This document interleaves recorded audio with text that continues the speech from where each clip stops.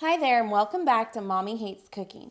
Today I'm going to show you how easy it is to make Ninja Foodi Tater Tot Casserole right in the Ninja Foodi multi-cooker. You can also do this gluten-free too if that's a need. Let's get started with this delicious recipe that only takes about 20 to 25 minutes to complete. First, you'll need these ingredients: 1 pound of ground beef, 1 pound of frozen tater tots, 10 ounces of cream of mushroom soup, or you can use a gluten-free cream of mushroom soup. We like Progresso creamy mushroom soup. That's a good alternative. Half a cup of frozen peas and corn, and some sharp shredded cheddar cheese. So once you have those items, you'll need to go ahead and set the Ninja Foodi to saute and brown the ground beef in the pot of the Ninja Foodi. You can drain it and return it to a bowl, because we are going to add the ground beef, soup, peas, and corn into a bowl and mix it up to be the base of the Ninja Foodi Tater Tot Casserole. So go ahead and get that mixed well. Once that's done, you'll evenly pour the mixture back into the pot of the Ninja Foodi. Just evenly place this right on the bottom of the Ninja Foodi pot.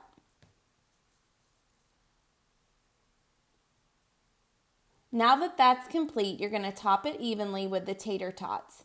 Remember to reserve the cheese. Do not put it on yet until the last minute of cooking. Now that you have everything in the Foodi, go ahead and use the attached lid that's on the Foodi, and then you're going to set it to the air crisp function at 360 degrees Fahrenheit for 12 minutes. Usually it's about 12 to 15 minutes, so you do want to check on it probably around the 10-minute mark. Towards the end of cook time, so with a minute left, you're going to add the cheese right on top.